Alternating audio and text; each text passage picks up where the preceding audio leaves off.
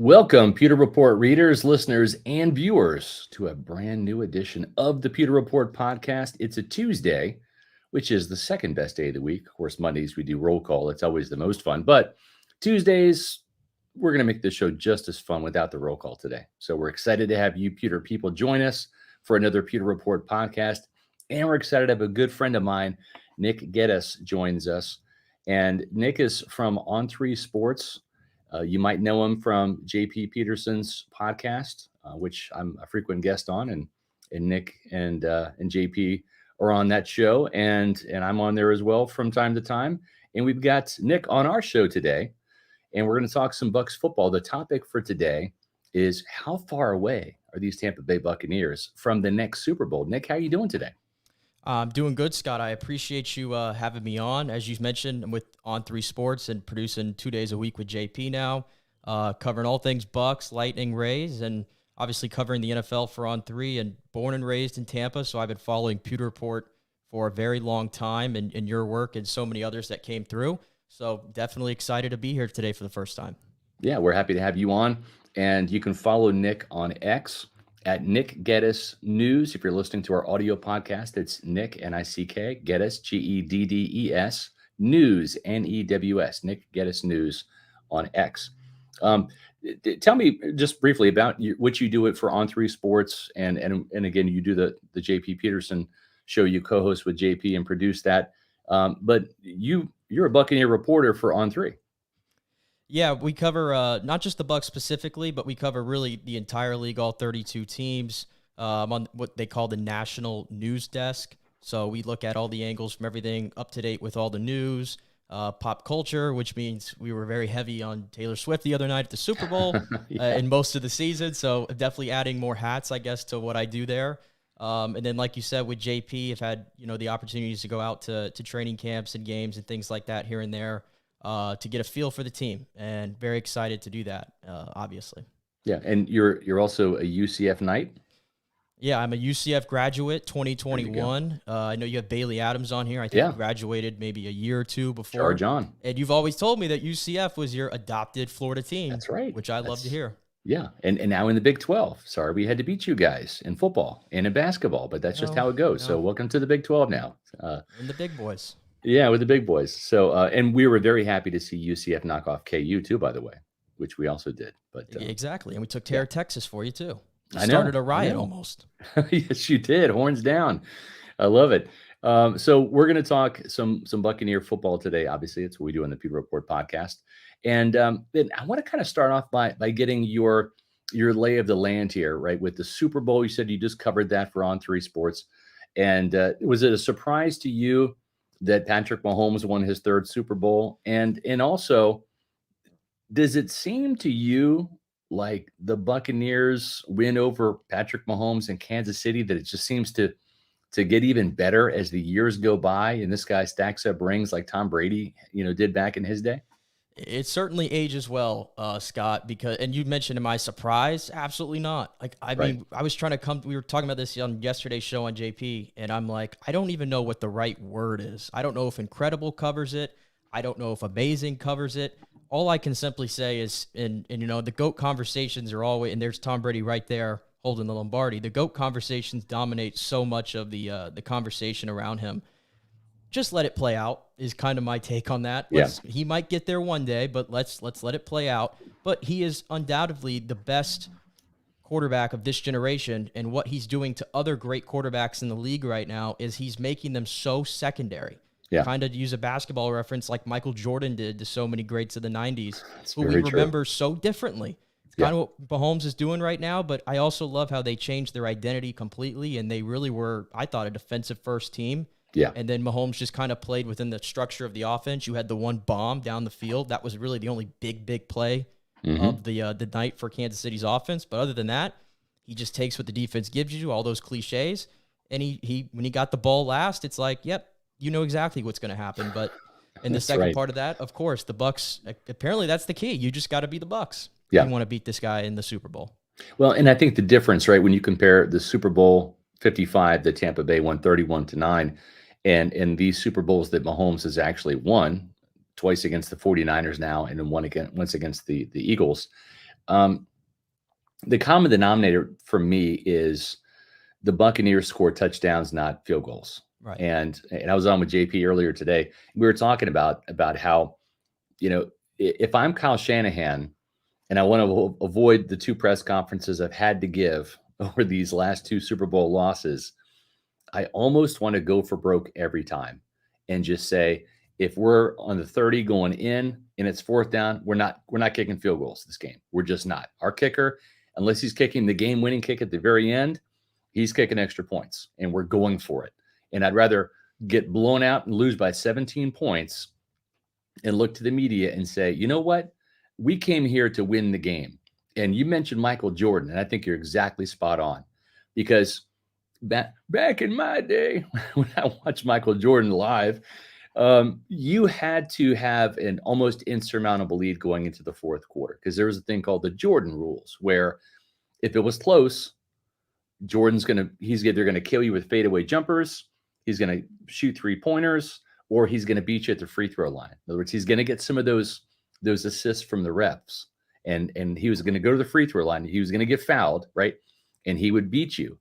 So to me, you have to throw haymakers against Patrick Mahomes, Andy Reid, and the Chiefs. You can't sit there and jab with this guy, because if it goes to the cards, using a boxing term, it's going to go in Mahomes' favor. You've got to knock him out. And I think that's kind of the fatal flaw that the Eagles had. And also, and the Eagles, they put up some touchdowns. The Chiefs defense was more formidable this year, as you mentioned, than it was the previous year. But it just seems to me that was the formula for the Buccaneers' success. 4 touchdowns, 1 field goal. Yeah, first quarter, second quarter was the most telling part of that game, was because I thought the 49ers had control of the tempo of that football game. Yeah. They had more of the momentum, but they were kind of killing themselves with penalties and special teams, things like that. But they still had control of that game, and they walked around with a 7-point lead. Yeah. That was it. And the third quarter was horrendous, really, when you think about it. I mean, they just got away from McCaffrey, and they let Kansas City hang around. Yeah. And then the muff punt that happened, where Ray, instead of falling on it, he decides to try to go for it. Right. That woke Kansas City's offense up, and that was enough. Yeah, no doubt about it.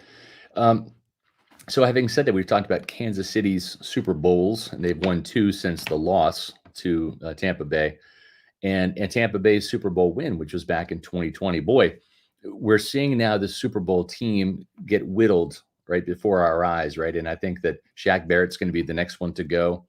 Devin White's not going to get re-signed. So we just saw Ryan Jensen retire. So that number of Super Bowl Buccaneers is whittling down. And it seems like, even though it's just a couple of years ago, like almost a lifetime ago, because it's such a different team now. What do you think of these 2 years under Todd Bowles, and how they've been able to transition from Bruce Arians to Todd Bowles, and from Tom Brady to Baker Mayfield? It's certainly been a bit of a chaotic ride. I think you probably would agree. The last 2 years for the Buccaneers, from Super Bowl aspirations going into last season, and then we saw how that ended up, and they go 8-10, including the playoff loss. Yeah. And at that point, remember how things were so different around that time when Brady retired. It's like Todd Bowles is a lame duck head coach, and Dave Canales was certainly not choice A, B, C, or whatever to be offensive coordinator. He was far down that list. And then Baker Mayfield, $4 million. Now, I think we all thought, you were on top of this. We were on top of this as well. They were not going to be a team that won 3 or 4 games. It would have taken a catastrophic amount of injuries. Baker would have had to have been Carolina Baker. Yeah. And they were good enough to win the division. It's just the result, the way how they got those results was a little off-putting at times, because the performances did not match up with the wins. And at the end of the day, you take the wins, you move on. And at 4-7, they had a great chance to kind of just cave in and completely give up. Yeah. But they go on that 6 of 7. They believed in Todd Bowles. We went from thinking he was a dead man walking at the end of the year to he saved his job. You win a playoff game, and they put a valiant effort against Detroit, I thought, in the divisional round. So that's why you kind of look at this Buccaneer team a little different. But I certainly would tell you, summing up the way they went from 2022 to 2023, I think it's better than I think we could have hoped for. Yeah. Like the vibe, the general mood, the general vibe around the team, I think has improved so much from what it was in 2022. And think about that. That's when Tom Brady was still here in a lot of these big pieces. And I think the vibe has improved greatly beyond that last season. And I think that's better than what we could have hoped for. Yeah, and I also think Liam Cohen was a nice find, right? Right. And I just in meeting him, talking to him at his press conference, and just from what I've been told and know about him, I think this Buccaneer offense, I knew it could improve from 18 points per game with Byron Leftwich and Tom Brady, believe it or not, to 20, almost 21 points per game with Dave Canales and Baker Mayfield. I mean, I just, and I even said that before the season started. Watch Baker Mayfield and Dave Canales score more points than Byron Leftwich and Tom Brady. And that really wasn't a knock on Brady. It was a knock on Leftwich. Yeah. And it ended up being true. I think that with Liam Cohen in this offense conceptually, systematically is going to be very similar, Nick, that with his experience calling plays at Kentucky in the SEC for 2 years, and even for a couple of games in the NFL with the Rams, when Sean McVay had to kind of walk away and take a breather at the end of that 2022 season, I feel like this offense, if Baker Mayfield comes back, if Mike Evans comes back, that it can hit the ground running a little bit easier and faster and better than at the start of the season with Canales, and that it can continue to take steps forward. Yeah, and Liam Cohen's, I think, a very interesting hire. I think I said at the time, I'm like, it doesn't like knock my socks off necessarily. Like it wasn't anything like that, but in terms of keeping the continuity, and I've heard so many people that are a lot smarter than me and have played the game, and you know this as well covering it, it's so detrimental when you're a quarterback and you're just, and it really the whole entire offense, and it's just new system after new system after new system. And that obviously hurt Baker early in his career. So now here comes Liam Cohen. It sounds like if you listen to his introductory press conference, it's going to be pretty similar. Obviously, they have to run the ball better. We know that. Yeah. They can't be, even though they took strides this year, they were still 32nd in the league. So Liam Cohen comes in. What I did like is I dived into a little about him at Kentucky. Kentucky is far from what I would associate with a superpower or an offensive juggernaut. And not that they were that under Liam Cohen, but Right. they also led the entire SEC in explosive plays, 50 yards or more last year, I think with 12 of them. So I like that from him. And he's also going to be the most important piece to this operation, I think, because I think in the modern NFL, when you have the defensive head coaches, your offensive coordinator is definitely the most important guy you have on your staff. And it's also the danger of it is because if Liam Cohen comes in and does a great job this year, and even better than what Dave Canales did. We just saw Dave Canales get hired, right, after scoring 21 points a game and having like the 23rd ranked offense, I think. Yeah. Liam Cohen does better than that. Well, guess what? Liam Cohen's probably going to be a trendy name in the head coaching cycle. So it's just going to be like a revolving door with that. But yeah, I absolutely think you bring Baker back, you bring Mike back, you get the band back together. In theory, you'd like to think that they would continue what they built upon last year, specifically at the end of the year when I thought they hit their stride. And they should be even a better offensive team next year.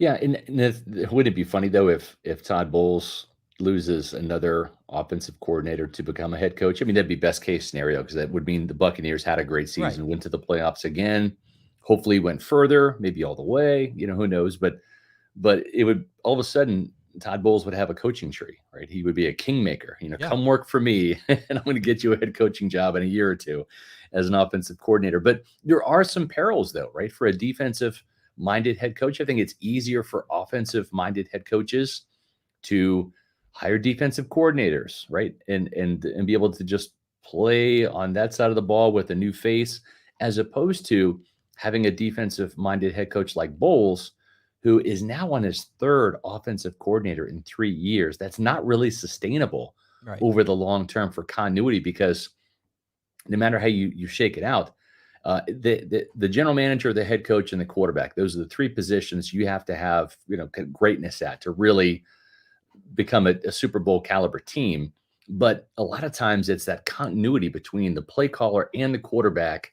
And a lot of times, and we just saw with Andy Reid again, it's that play caller who's the head coach that has the continuity with the quarterback. So are the Buccaneers for the long term kind of playing with fire here with Todd Bowles? I mean, he is going to be the head coach. We can't do anything about it. Not that we were calling for his job or anything, but at some point in time, I remember seeing Tony Dungy get fired after going through three different offensive coordinators and Mike Shula, Les Steckel, and Clyde Christensen before, not beating the Eagles again and getting fired.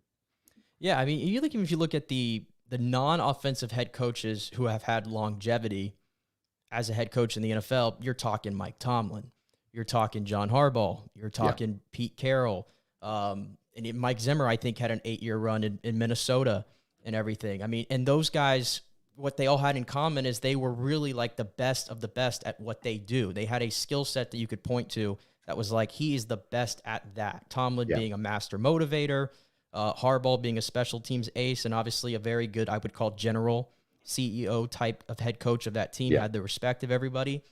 Todd Bowles' strength is clearly he's a very good defensive coordinator, and he put his Picasso out there, as I think you had called it, in the Philadelphia game and obviously the Super Bowl against the Chiefs. So we see that from time to time. But I've also had a feeling before, I think it goes both ways. If you're going to have a defensive coach, you better be sure that he checks off the boxes at so many other things. And I think that's where Todd Bowles falls short a little bit for me, and I think we probably all agree on this, is in between the lines, the in-game management decisions, the usage of the timeouts, a general feel for the game. I think those are still things that Todd struggles with, and they got a little bit better this year.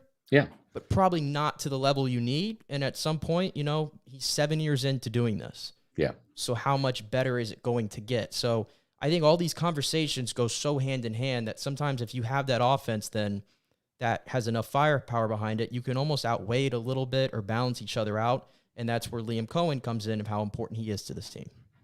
Yeah. And I think too, a lot of it is coaching, right? Andy Reid's a damn good coach. Right? Yes. He was a really good coach in Philadelphia. He got better in Kansas City and started winning some Super Bowls rather than losing them. And of course, having a better quarterback. I mean, Donovan McNabb is no slouch, but Patrick Mahomes is Patrick Mahomes.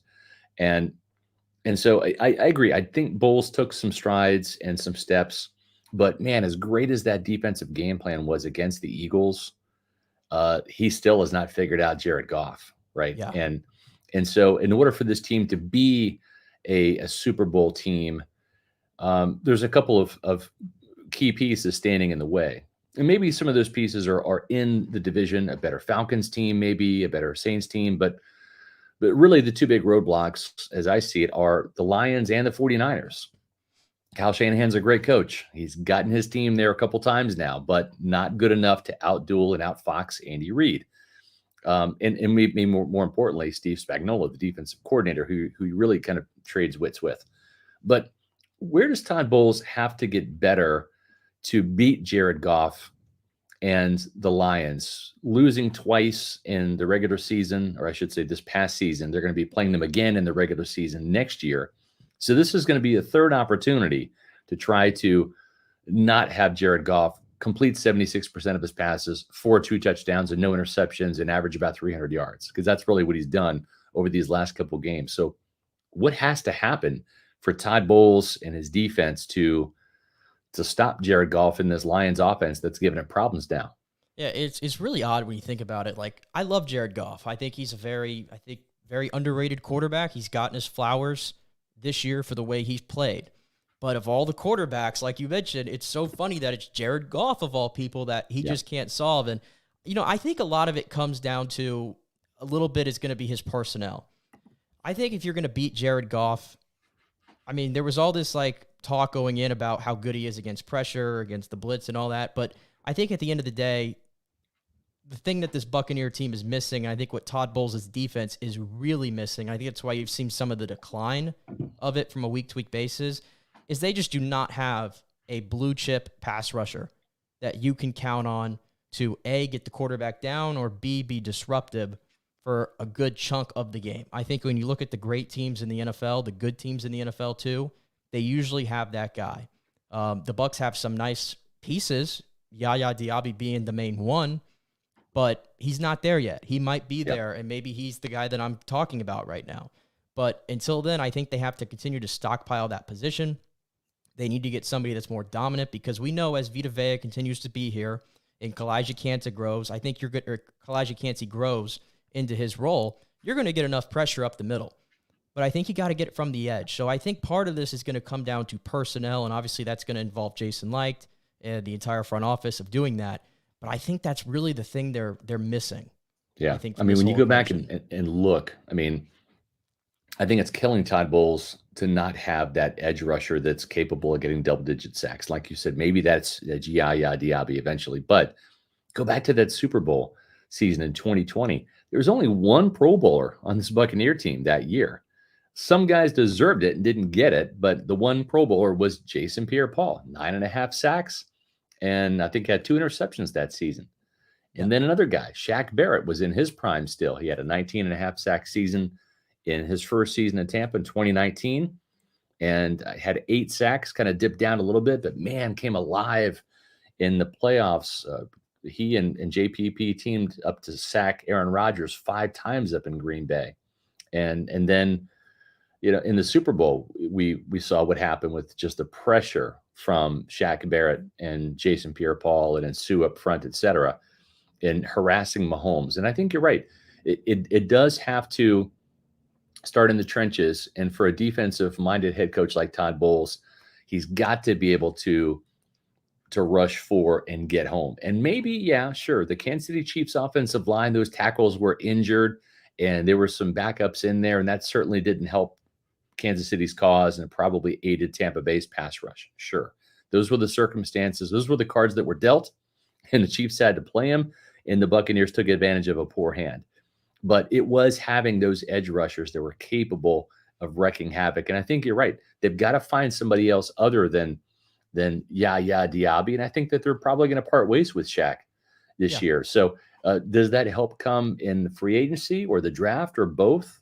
You look at the pieces now, right? With Anthony Nelson back, with Joe Tryon-Shoyinka coming back. He did get 5 sacks this season. He's in essentially a contract year. They're not going to pick up his 5th-year option.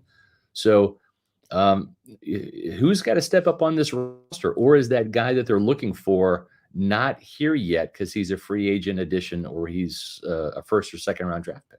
Well, I think they're in a little bit of a tough spot because, everybody's going to tell you that the Bucs have all this cap flexibility now.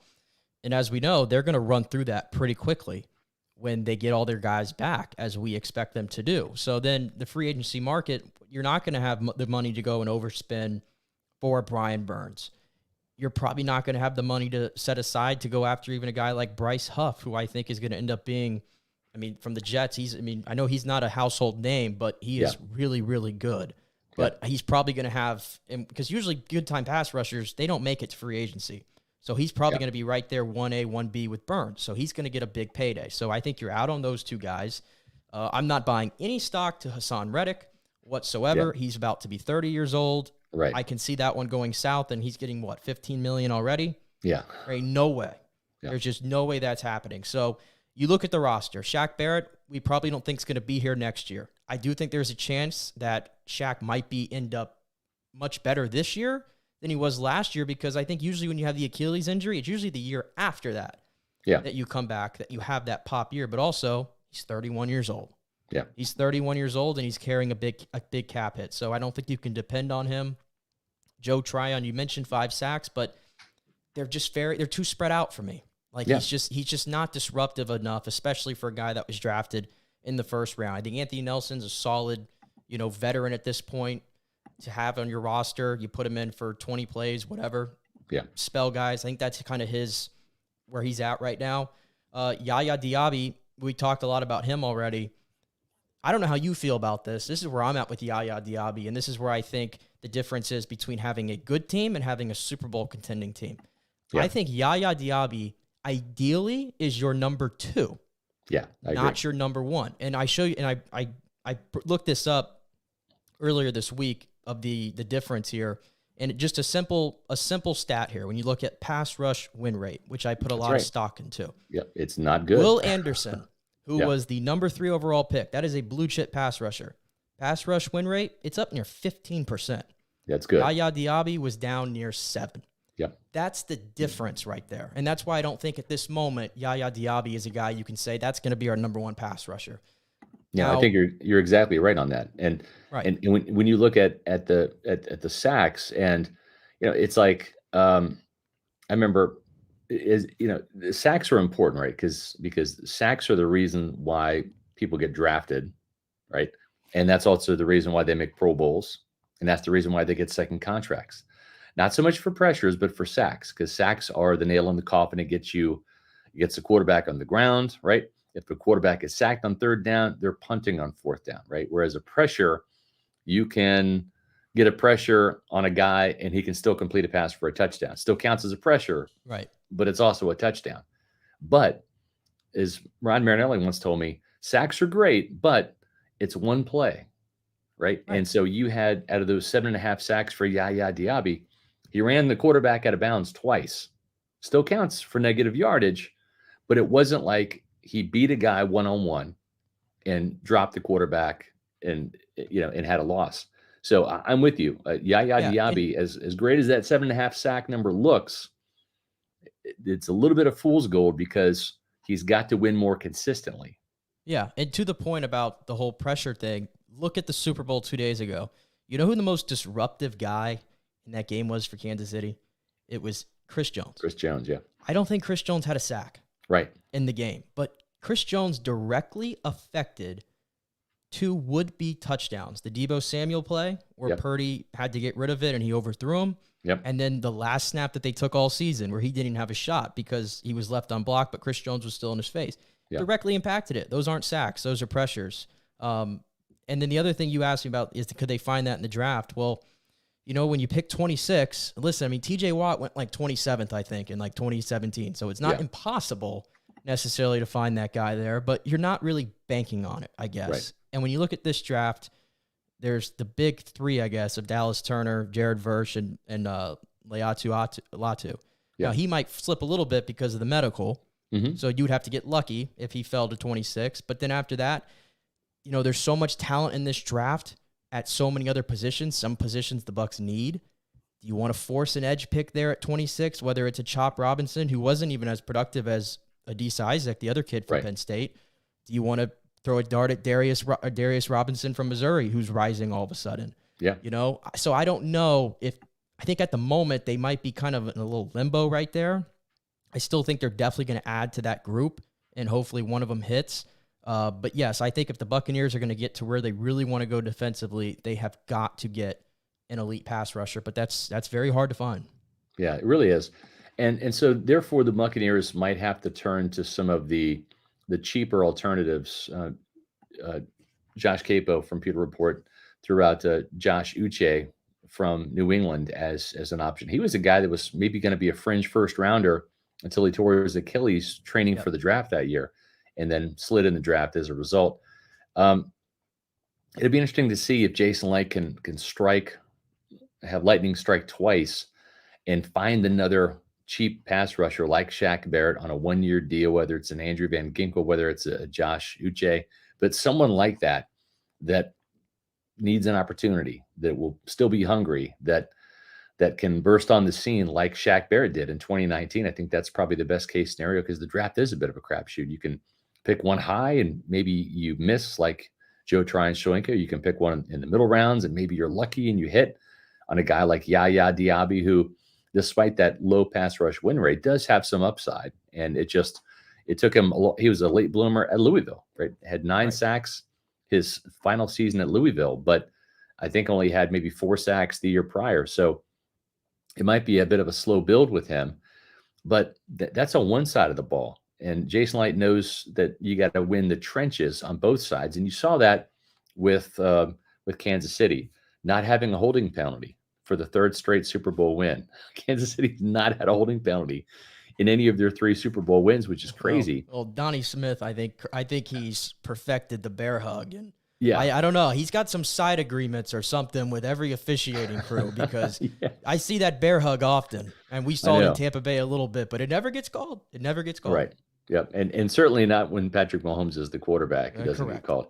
But at the same time, that offensive line in Tampa, we talked about the defensive line, how dominant that was with Vita Vea coming back from his injury right at the right time at the end of the season, and Ndamukong Suh in the middle, and JPP and Shaq. That offensive line for Tampa Bay, right, from left to right. Donovan Smith playing his best football ever at the end of the 2020 season. And then you had a Pro Bowl performance from Ali Marpet in 2020. Didn't get the Pro Bowl nod until the next year in 2021, but he had great tape in 2020. Ryan Jensen, same thing, a Pro Bowl caliber center, finally got that recognition and due in 2021, along with Marpet. You had Alex Kappa throughout almost the entire season. He was the only Buccaneer offensive lineman that year, Nick, that didn't give up a sack until he broke his leg in the Washington game in the first round. And then Aaron Stinney come in and save the day for a couple of games. Then you had this rookie, might have heard of him, Tristan Wirfs. He's pretty good.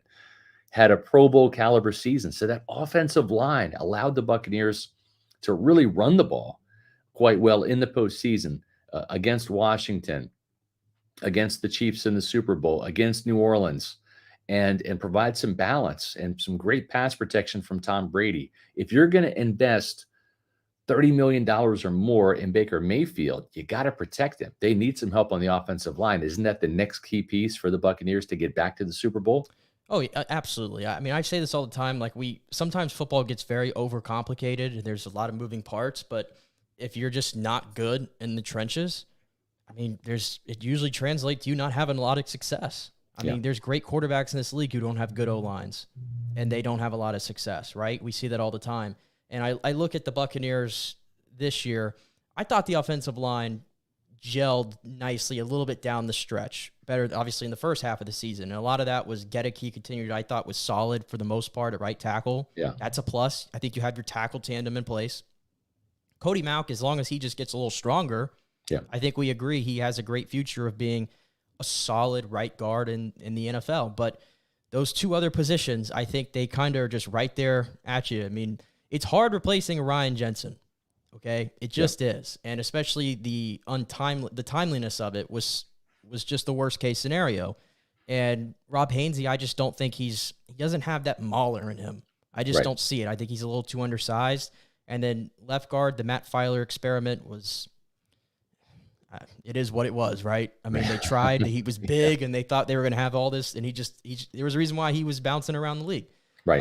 And then Nick Leverett, or Aaron Stinney, rather, I thought later in the season was starting to show his level of play. It started to come back down to earth, where I thought you were okay with him, but then he started to struggle. So those positions, I think in particular, especially as you relate this to the draft, I think that's what you look for at 26. I saw you already had your mock out yesterday, and Graham Barton, the kid out of Duke, was who you had mocked to the first round. I'm seeing him pop up a lot. I think Trevor Sikkema had him in his draft. Yeah.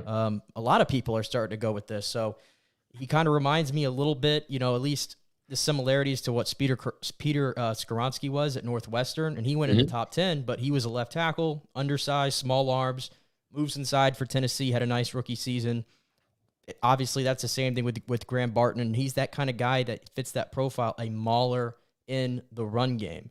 And clearly, there's two sides to it, is that Rachaad White earlier in the season, I think there was some holes where he was not seeing. I think that was a fair criticism. But there was also part of it where the offensive line just kind of gave the offense no shot.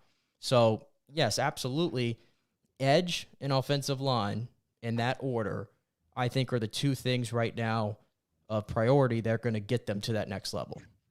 Yeah, I think you're right. And I think one other thing that probably would help, and not just in the Super Bowl, but like every day, like getting you to like that type of level, that championship level, it's none other than Celsius, the official energy drink of Pewter Report. That's right. Celsius has got 3 new flavors that you see here. Actually, there's more than that because I just crushed an orange sickle this morning. But the Celsius Essentials line, it's powered for performance energy. They're bigger cans. There's more caffeine in it, more B vitamins, no sugar. So there's no sugar crash, just like the smaller slim cans that you'll find with all of the goodness there. But this line of Celsius is really geared towards the active, fitness-minded person. That it's a great pre-workout. It's great to consume during your workout for extra energy. And you know what? I don't work out that often, but I drink a Celsius Essential every morning for breakfast, usually the orange sickle, the blue crush on occasion. I love the cherry limeade too, because it's a great flavor that harkens me back to my days when I was having cherry limeades as a youth. So you want to try these new Celsius Essentials. Where can you find them? Well, they've got some exclusive flavors at 7-Eleven and a Target, but you can also go to Celsius.com and click on their store locator and punch in your address, and you're going to find all sorts of health and fitness stores, convenience stores, grocery stores, and some of the bigger chains that are going to carry Celsius. And maybe even at your bodega, you can grab a Celsius. And once you find the flavors you like, go to Amazon and buy them in bulk, have them shipped right to your house. It's great. It's like a holiday when the Amazon driver comes up with a package for you, and it's nothing but awesome Celsius. So make sure that Celsius is powering your active life every day. Celsius, the official energy drink of Pewter Report. So, Nick, we've talked about the trenches, and that's really where I think the Buccaneers need to do some work. And knowing Jason Light, those are areas that are near and dear to his heart. He started off playing offensive line, also played defensive line in college. So he's got that kind of trench mentality. What are some other areas that you think that this team needs to improve and get better to beat the Lions, to beat the 49ers? One of the things that stands out to me is just the weaponry that both of those teams have, right? Because, I want to give Josh Reynolds a little slack because his last name is Reynolds, right? I mean, can't knock him too much. But Josh Reynolds, up until those key drops in the NFC Championship game, was a bit of a secret weapon, right, for the Lions. Yet Amon-Ra St. Brown leading the league in catches and yards. They've got a two-headed monster now with David Montgomery and Jahmyr Gibbs. Gibbs can also catch the ball out of the backfield. Sam Laporta, a tight end the Buccaneers loved, really adds another dimension to work the middle of the field. They've got a lot of different weapons that can hurt you. And when you look at Tampa Bay, the Buccaneers really weren't the Buccaneers of the Super Bowl team until they got Antonio Brown. Then you put him with Chris Godwin and Mike Evans and Rob Gronkowski and either Ronald Jones when he was alive and kicking, or Leonard Fournette as he became playoff landing down the stretch. And Nick, I don't care how good your defense is. You might be able to take away, most teams can take away two guys, right? You can double up, you can bracket coverage. Some elite defenses can take away three guys. But when you have Antonio Brown and Gronk and Mike and Chris, you can't take away all four of those weapons. One of those guys, at least, if not two, are going to be isolated. You've got the best quarterback in the history of the game, best at making pre-snap reads, finding where he wants to go with the ball, find that mismatch before the ball is even snapped, right? And you got that offensive line to protect. That's what made the Buccaneers so good. Do they have enough weapons in the backfield, at tight end, at wide receiver to get past the Lions, to dethrone the 49ers? I don't think so. Not at this moment. Now, you mentioned the 2020 team, and it's almost unfair to even try to compare it because that was such a unique situation, having the luxury to get a Gronk out of retirement and having the ability to go get an Antonio Brown, and we all know why that was. So we'll probably never see like an period, not even just in the Bucs, but I think another team, you'll probably never see as stacked of a skill group. Yeah. Truly, as that is. Everyone talk about San Francisco skill group. That skill group was right up there with those guys. Yeah. So it's going to be hard to replicate that. I actually think tight end is one of those positions, like, it's starting to make a little bit of a comeback. Yeah. And especially with how important it is. Look at the final four teams standing. Travis Kelce, George Kittle, Mark Andrews, Sam Laporta. You could rank those guys however you want to. That's the four best tight ends in football right now. That's right. It's those four guys. And Cade Otton is, again, kind of how I feel like how Yaya is ideally a number two. Yeah. Ideally, I would love Cade Otton as a number two. Yep. Right? Kind of how Cam Brate for years was so solid and dependable. But was he a number one tight end truly? Right. Not really. I think that's kind of where Cade Otton slots in. And, of course, Cade Otton's got to get better at blocking. I don't think he can be a number one with sort of the blocking prowess that he has at this moment. So that's another position that I'm definitely looking to upgrade. You know, you look at the draft, I think there's a lot of good talent, some guys you can get in like the fourth round, even fifth round, who I think are really good guys. I mean, I'll shout your Kansas State guy out because he killed you at UCF. It's Ben Sinnott. I mean, he's the guy that I've definitely circled, and a couple other guys as well. But tight end, I think, is something they could stand to get. And then you mentioned the third receiver. I'm curious to see, because Chris Godwin, he's part of this conversation. He really hasn't been Chris Godwin. That's right. And Cohen said that he wants to put him back in the slot where he's been productive before. We all know there was a reason why he was taken out of the slot in the first place. So I'm curious, the injury concern, the injury that he had, right? And that's part of his game. And listen, I think Chris Godwin, even though he's 27, he's an older 27. Yeah. I don't think there's any doubt about that. In some respects, I think Mike almost looks fresher than him. I agree. As pushing 31. Yep. So I'm curious to see how that goes. But again, I mean, I keep talking a lot about the draft and going to it because I think this is where the Bucs are going to have to address most of these things. And it's a good thing. If you're looking for a receiver in this class, they're everywhere. Yeah. They are everywhere. We probably could have like 7 or 8 go in the first round. Mm-hmm. And who knows? Maybe the Bucs shock everybody. I mean, last year we didn't have them taking Kalijah Cansey at 19. That's right. That was best player available on their board, and that worked out. And sometimes that's the best way to approach it. So maybe a receiver's the pick there. But even if it's not, there's so much talent through that draft, and getting a third guy that you can depend on, and especially who knows what's going to happen with Mike. Even though they're probably going to get him signed, you never know when that dip starts to happen. That's right. And you've got to have that next guy waiting in the wings. Yeah. There will be a season when Mike Evans does not get 1,000 yards. It's just, it's going to happen. Maybe it happens, in a couple of years from now. Maybe it's after, right, his contract, and they sign him to like a 1-year deal and kind of keep that going like they did with Rondé Barber, where he and Mark Dominic had this agreement like, well, if you want me back and I want to come back, we'll do another 1-year deal. It kind of like I think what we're going to see with Levante David, right? The ageless wonder a little bit, where you're going to see Levante now, he's going to get another 1-year deal from Tampa.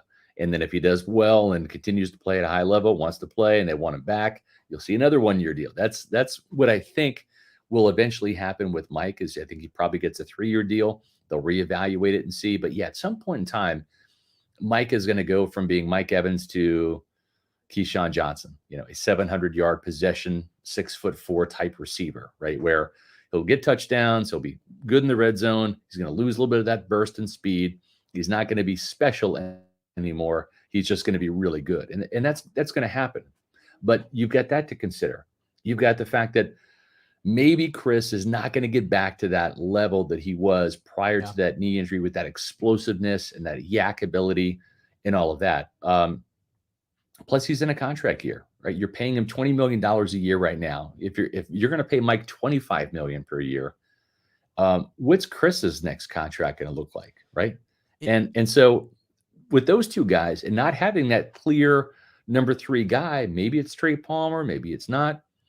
I wouldn't be surprised one bit if Jason Light goes back to wide receiver in the first round, like he did with his first overall pick, Mike Evans, and grab one of those top receivers at 26. And I'm curious what your take on is. I don't know if you've spoken about this, but Chris Godwin, because of the fact he's in the contract year and he's already eating up a good amount of the cap, and Mike's going to cut into that. Yeah. Is he maybe like if there was going to be some surprise of the offseason, is it Chris Godwin potentially getting moved, you think? And maybe they just decide to reset that now in the first round with all the talent?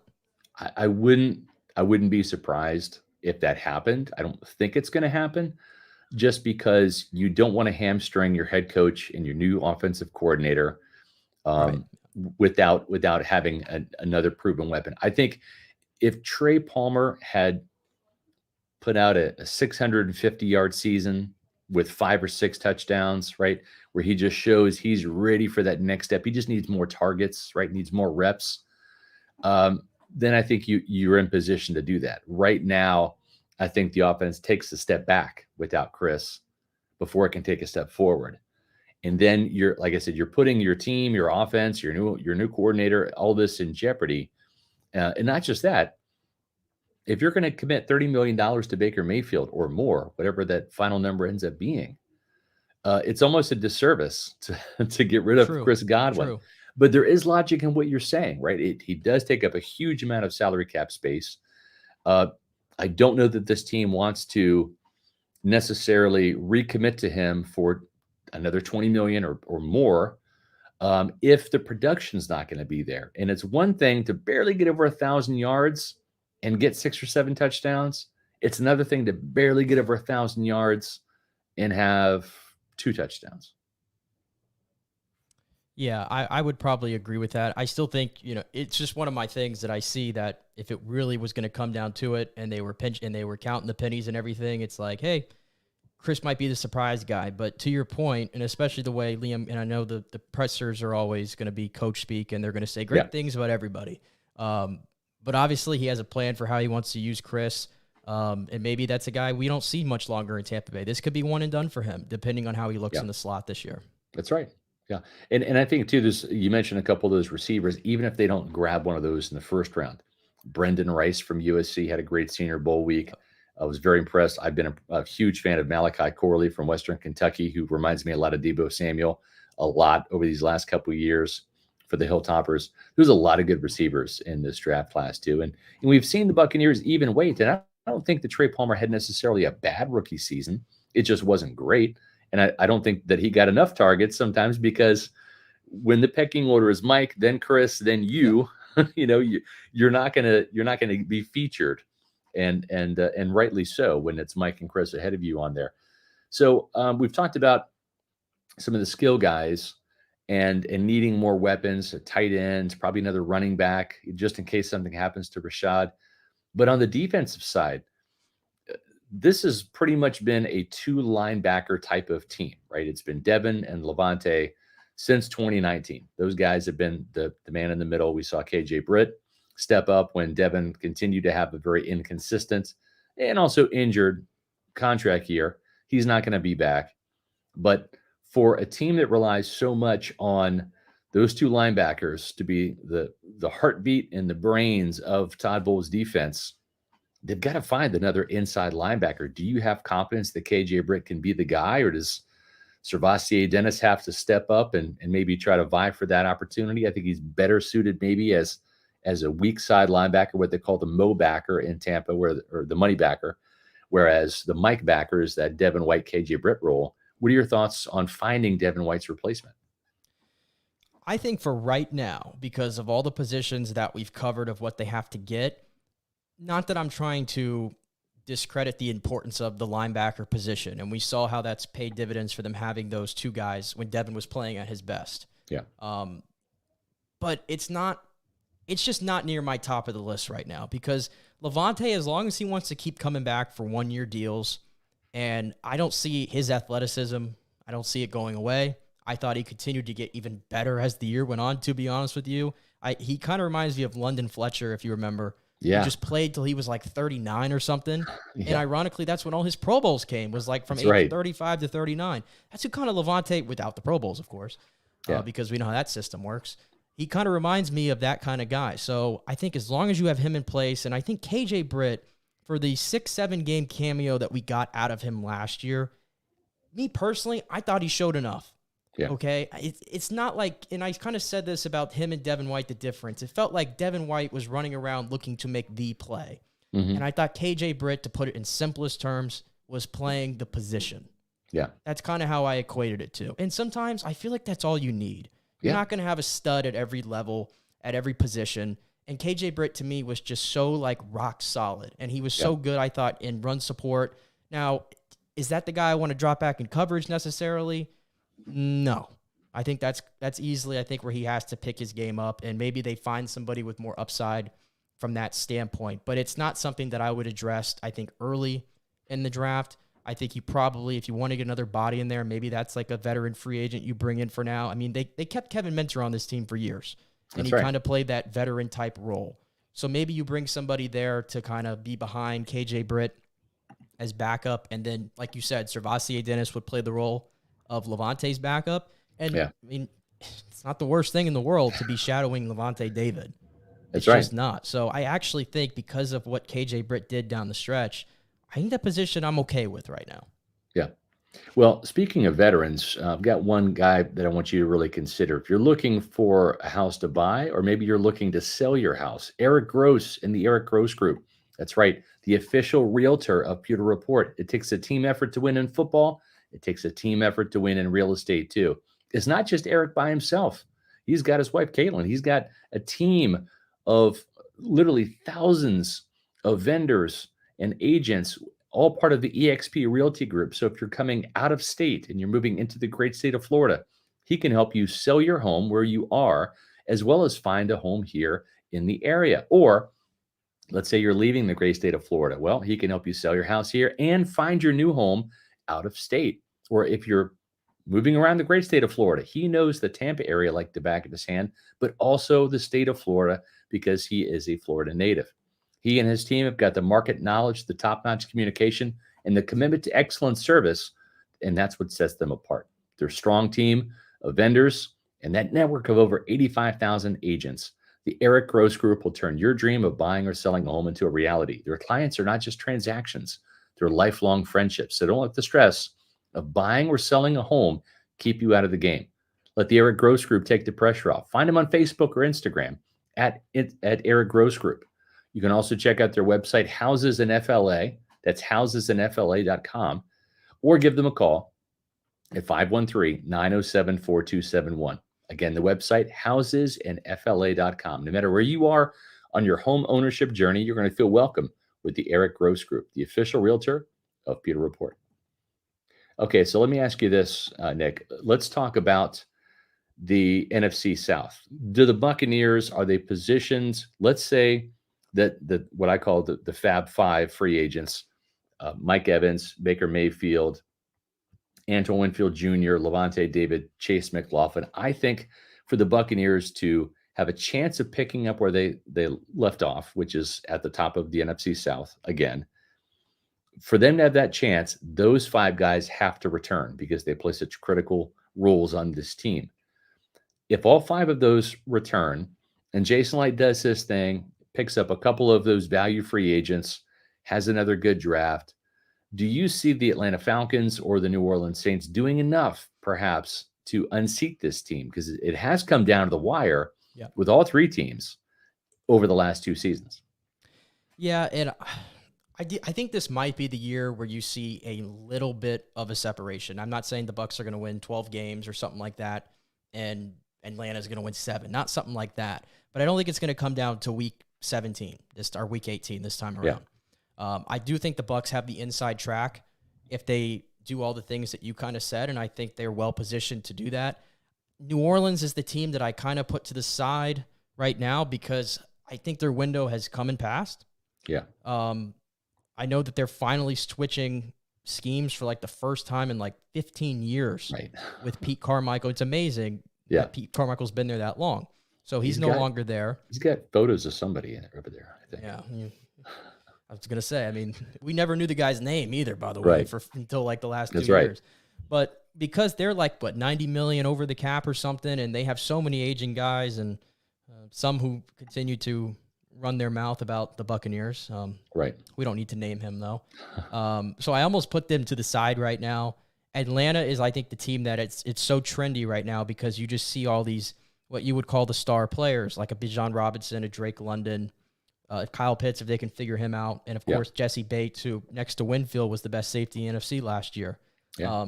But Atlanta, it's like, who's going to be the quarterback? And we still don't know the answers to that.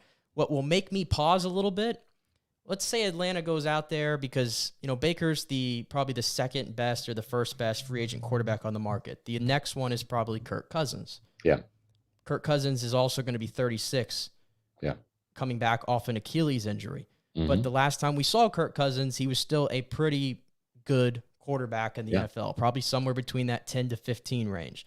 So if Atlanta was to go and get a Kirk Cousins in this hypothetical scenario, and they have a new offense with a bright young mind like Zach Robinson and Raheem Morris getting a do-over that I think was well-deserved this time around, then I start to look at Atlanta a little differently.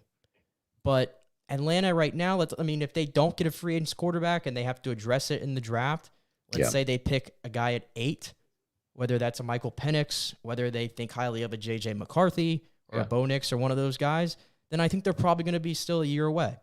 Right. And that's going to be the best news for the Bucs. So that's kind of where I'm at with them. And then, of course, Carolina, they're probably at least 3-4 years away from really hitting their window, I'd probably say. So right now, I do think the Bucs are well positioned to win this division for the 4th year in a row, which, correct me if I'm wrong, I don't know. When was the last time they did that? Did they even do that back in their heyday, win it 4 years in a row? No, they didn't. I think the biggest stretch of division titles for Tampa Bay. Gruden won 3. That's the most by any head coach. And that was in 2002, 2005, and 2007. So even spaced out there. So yeah, that's certainly different. Speaking of a couple years away, I'm more than a couple years away from retirement. I'm probably 2 decades away from being retired. I love what I do. But if you're thinking about retirement or want to save some money for your kids, college funds and all that, there's one place to turn, and that's Muni Financial. At Muni Financial, we help you live in the now. Dude, congratulations. We're so happy for you. Thank you. And even though the now may feel very different, you still need to plan for the future. How's retirement treating you? Oh, just fantastic. I know I say it all the time, but you really got to come up to Colorado. Let's do it. All right. Yeah. We can help you develop that plan to keep you on track, so you can still prepare for tomorrow, today. Muni Financial. Plan ahead, stay ahead. That's right. The folks at Retirement Central, that's what I call Muni Financial because that's where I'm planning my retirement. They've got a special cybersecurity webinar that they want everybody to attend. Why? Because understanding the scope of cyber threats and learning about the increasing sophistication and prevalence of online scams, especially targeting seniors, is important. So this is a free webinar that Muni's putting on. Anybody can join. It's February 22nd at noon Eastern time. All you have to do to sign up is give them a call at 1-800-868-6864. That's 1-800-868-6864, or visit them on the web for more information at immuni.com/cyber.